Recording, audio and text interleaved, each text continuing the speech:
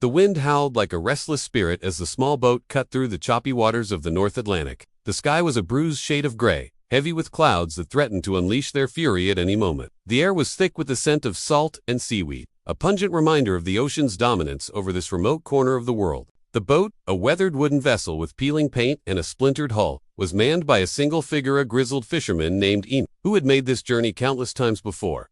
But today, he was not alone. In the bow of the boat sat a man in his late 50s, his face etched with lines of experience and his eyes filled with a quiet determination. This was Thomas McAllister, the last lighthouse keeper of Black Rock Isle. Thomas clutched a worn leather satchel to his chest. Its contents, a carefully curated collection of tools, books, and personal mementos that would accompany him on his new life. His gaze was fixed on the horizon, where the silhouette of the lighthouse began to emerge from the mist. It stood like a sentinel, a towering structure of stone and iron that had guided countless ships through the treacherous waters for over a century. The lighthouse was more than just a beacon. It was a symbol of resilience, a testament to the human spirit's ability to endure in the face of nature's relentless onslaught.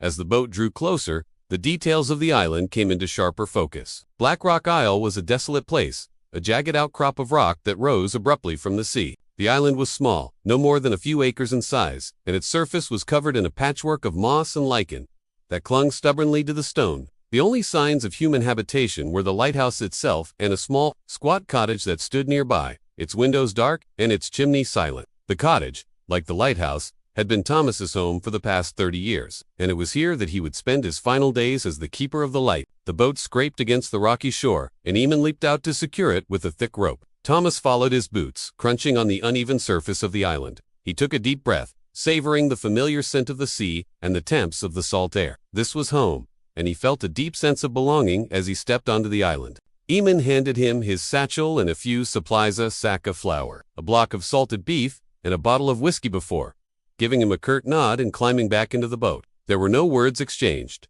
None were needed. Eamon had been ferrying Thomas to and from the island for years, and they had developed a silent understanding that transcended the need for conversation. As the boat pulled away, Thomas stood for a moment, watching it disappear into the mist. He was alone now, as he had been so many times before, but this time was different.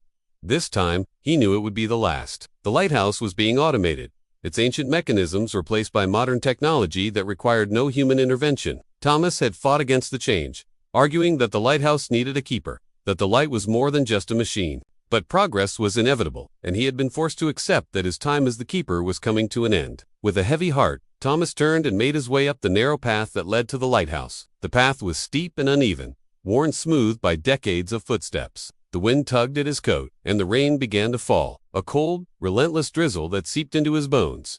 But Thomas paid no heed to the weather. He was used to it. The island was a harsh mistress, and she demanded respect. Those who failed to heed her warnings did not last long. As he approached the lighthouse, Thomas paused to take in its imposing presence. The tower was over 100 feet tall, its whitewashed walls streaked with grime and salt. The lantern room at the top was encased in glass, its Fresnel lens gleaming faintly in the dim light. The lighthouse had been built in the late 19th century, a marvel of engineering that had withstood countless storms and the passage of time. It was a place of history, of stories, and of memories.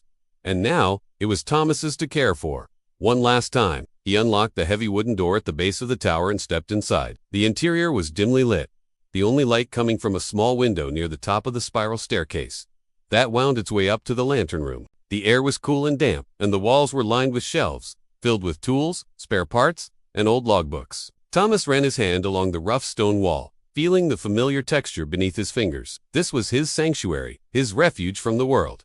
And soon, it would be gone. Thomas climbed the staircase, his footsteps echoing in the narrow space. The stairs were steep and worn, each step a testament to the countless keepers who had come before him. As he ascended, he passed the living quarters, a small room with a cot, a table, and a stove. It was a Spartan existence, but it was all he needed. The lighthouse was his life, and he had never felt the need for more. When he reached the top, Thomas stepped into the lantern room. The space was dominated by the massive Fresnel lens, an intricate piece of glass and brass that refracted the light into a powerful beam.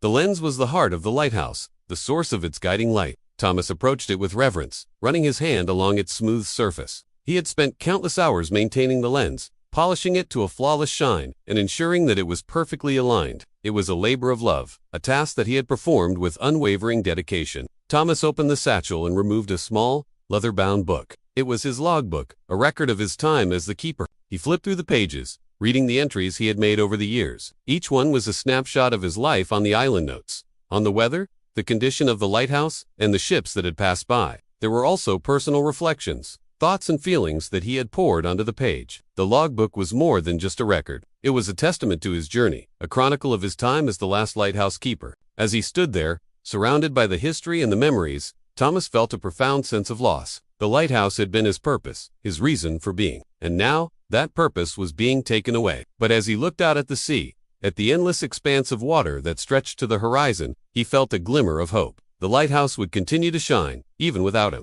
Its light would guide ships safely to their destinations, just as it had for over a century. And in that light, a part of him would live on. Thomas closed the logbook and placed it back in the satchel. He took one last look at the lens, at the lantern room, at the lighthouse that had been his home for so long. Then he turned and began the long descent down the staircase. The wind howled outside, and the rain beat against the windows. But Thomas paid no heed. He had a job to do, one last time, and he would do it with the same dedication and care that he had always shown.